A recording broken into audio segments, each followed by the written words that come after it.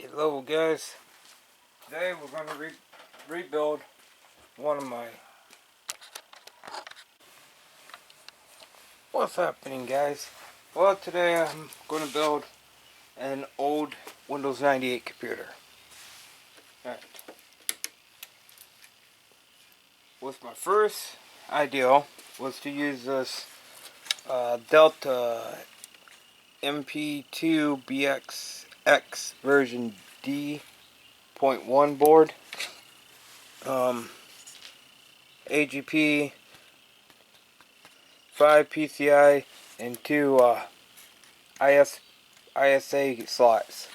Slot 1 processor, 3 banks of memory, the Pt.1, your IDE 1 and 2 for your hard drive and CD-ROM drive, floppy drive to power, keyboard and mouse, USB, and stuff like that.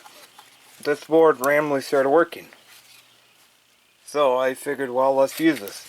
Well, before I get to what's going on, I have my original Pt.2 350. You search those numbers on Google and it says 350 512. This is my original 350 that I had. So this board, for some reason, could not read that Pentium 2 correctly, reading as 200 megahertz. So I decided to go bring out the OG. This is an MSI MS6119 version 1.1 BX2. It's got 4 PCIs, AGP, and 3 ISA. 3 banks of RAM, slot 1 processor, IDE, floppy, basically same ports. This board is the OG of that 350, Pentium 2 350. Okay, this one reads that 350 correctly. That one won't. Now, let's get this board over here, and I'll show you guys what's going on.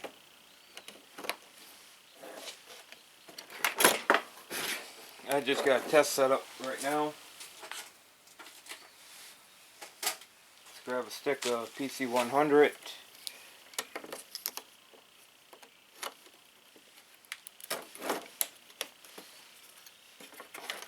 Grab an AGP card. Graphics.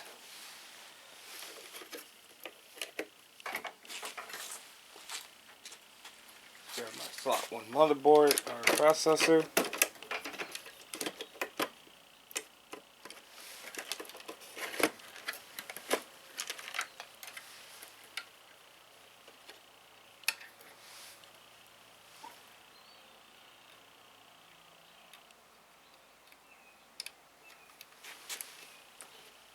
Look in the fan.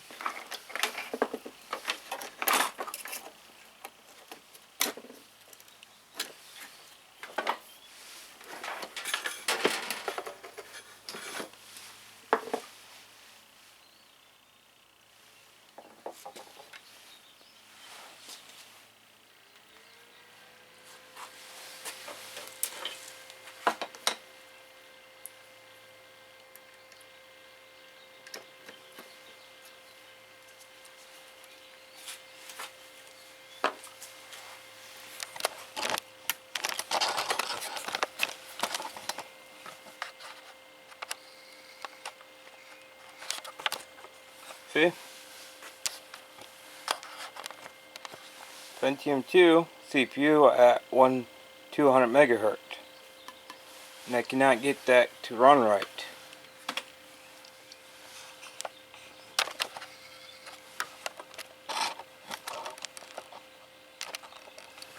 Go on that one.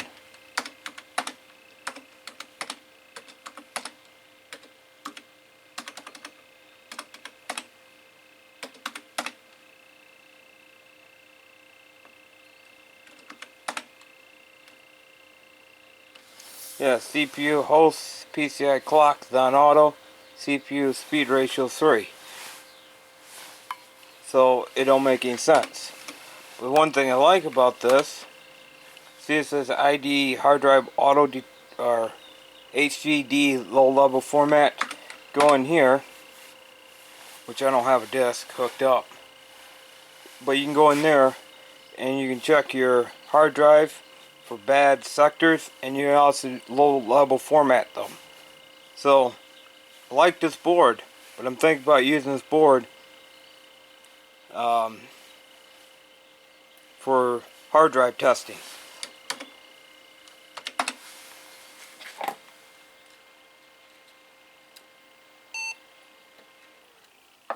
Now I have a Pentium 3 450.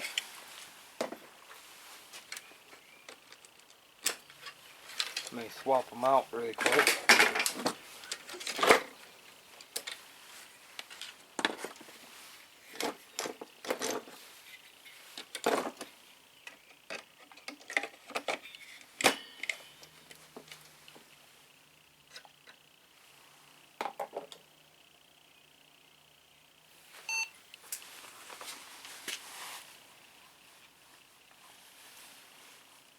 See, Pentium 3 at 450 megahertz.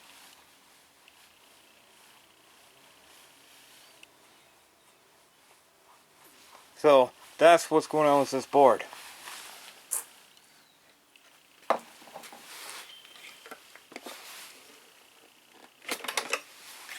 So, further ado, you guys back here. So further ado, once this testing's over, this board, I don't understand what's going on, but something stupid going on. Just keep that hooked up.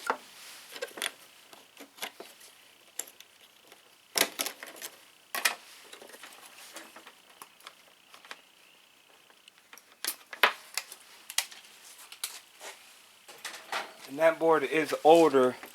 I think that board is at 96. This one's 98, so this is a much newer board. And both these boards randomly started working.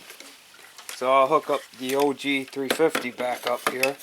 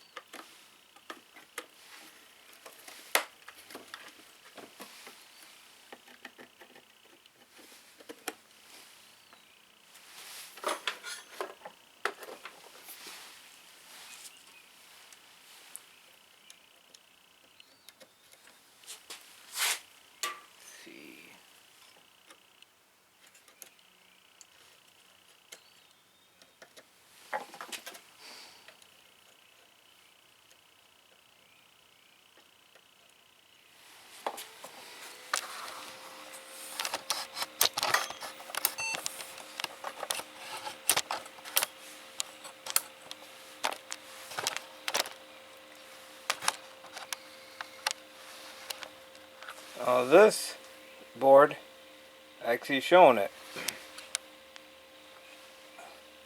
Pentium 2 MMX CPU at 350 gigahertz.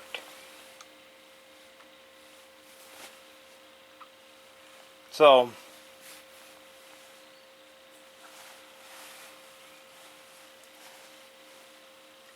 this is the board I'm going to be running. This is the OG board. This is the one I got well over 15 years ago from a family.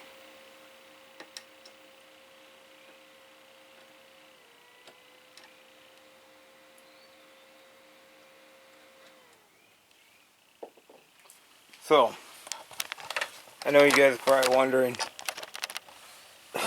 why do I want to go with this setup?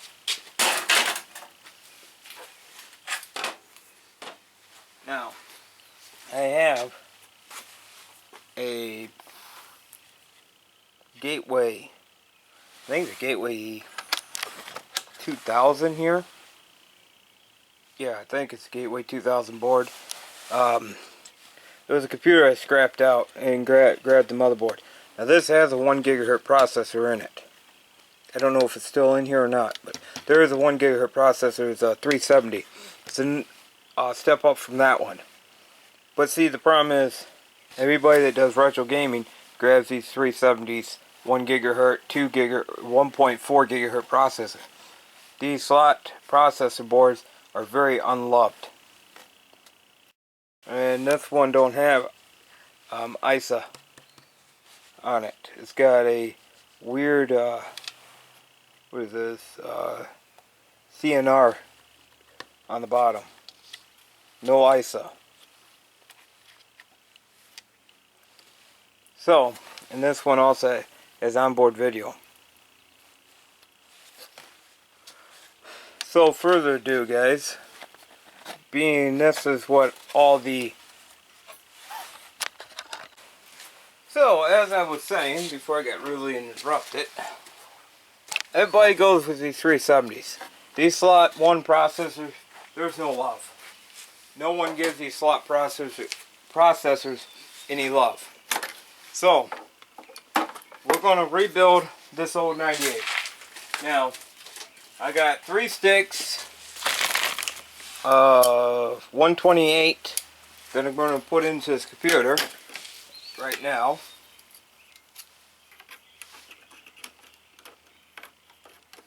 So it makes it 369 megabytes of RAM. That's more than plenty for 98. Now, I have 2 graphic cards that I could use. I have this NV996, which is referred to, this is an AGB card, much newer than the one I'm going to show you in a second. It's referred as a Nevada TNT2 Model 69. That's what this card is. Now the other card I've been using is this ATI 3D Rage 2C AGP. This is a 96, that one's 94, and that one's a 98. So I'm going to go with this Nevada because I can get the drivers. ATI, I can't get the drivers for it. Now the one thing I've been thinking, I got 3 cards for sound. So that's the card I'm going to be running with. Now, I have the Sound Blaster All 64. It's an ISA card, I believe. Yes, it's ISA. It's an ISA card, which is model CT4520. And this one is copyrighted in 97, so that's a newer card. Now the 2 I got in the back are some big cards. This one is a Sound Blaster from 95 and is a CT3600, 2 sticks of RAM on it. And then I have an older Sound Blaster from 94, is a CT2230. Now I don't know what sound card I should go with. I have 3 of them.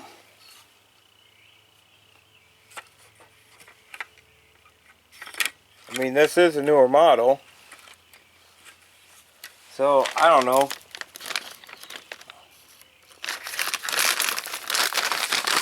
I do have 3 Sound Blaster cards I can pick from. Now, for storage, I'm going to use a hard drive that I used out of the board to check the sectors. Good, there's no bad sectors, and I low level formatted this hard drive. This is a Maxter 30 gigabytes from 2002, October 20th of 2002. This is a Dynamax Plus 8, 30 gigs. So that is the hard drive we're going to be running with.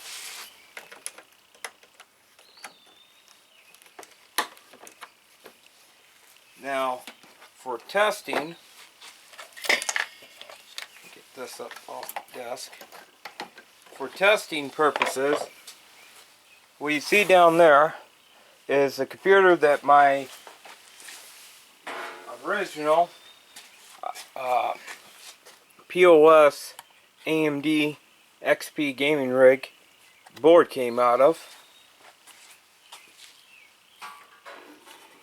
So we're going to put, once we get this thing all formatted for Windows 98 SE, we're going to shove it into this case. So I have to still chuck the Sony drive, Sony DVD drive in a, I don't know, unknown brand of a CD player and a floppy drive.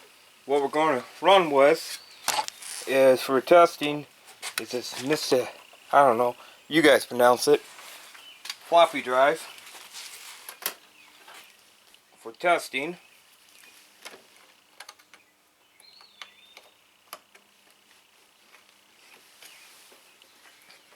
And the CD drive we're going to be using is just a compact rewritable disk drive by Data Storage, HL Data Storage.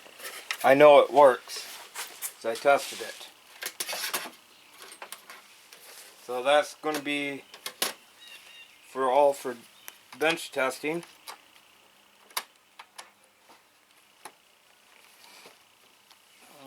Let me get the mouse hooked up.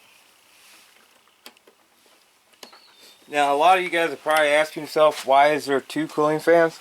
At one time, when I was running this processor, it ran so hot with the game I was playing that I needed to run 2 fans to cool it down. Now, I don't remember where my 3-pin to a Molex adapter ever went. That's how I used to run it.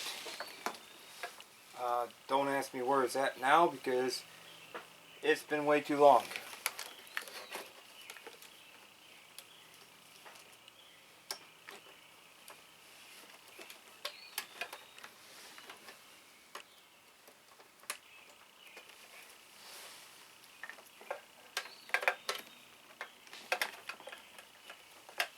Okay, all that crap's hooked up with some fan.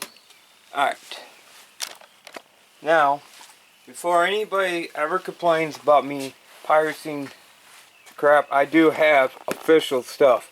This is for a later project, MS-DOS 6.2 upgrade. This is for a different computer we're going to be building. Office 2000. So, yeah. I don't piracy anything. A lot of times, like you guys see burnt disk, that's because I don't want the original software to get destroyed. Always have backups. ISA images of everything.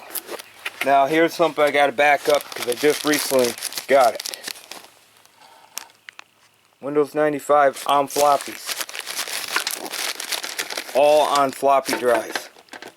The only thing I'm hoping this motherboard can do is boot from the CD drive, because the only bootable drive I have is a universal boot disk for Windows 95. So hopefully this thing can boot from CD drive. Now,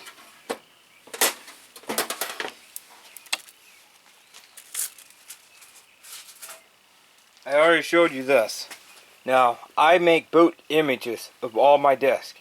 That way there, if the originals get destroyed or they don't read no more, always got a boot image of the original copy.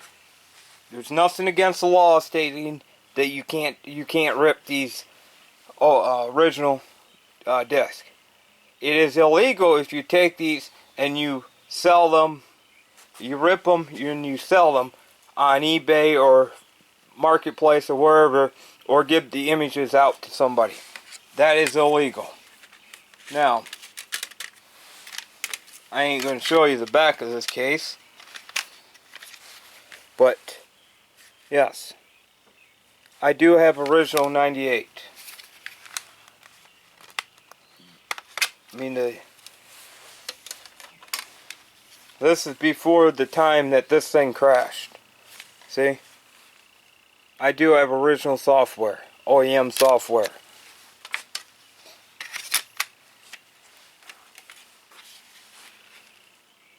And that's the original 98. That's not the upgrade.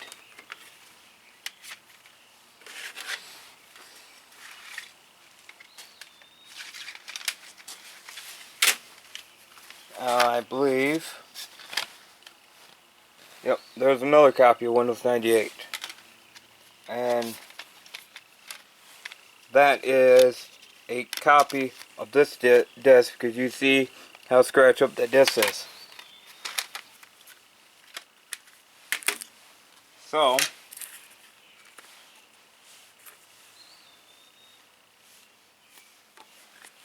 there's another copy of Windows 98. But see, the disc is all busted.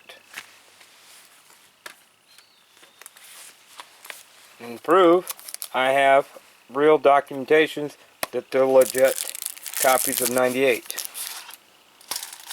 And I also got the legit copy of 95. So further ado, let's get this OG running and let's get 95 installed.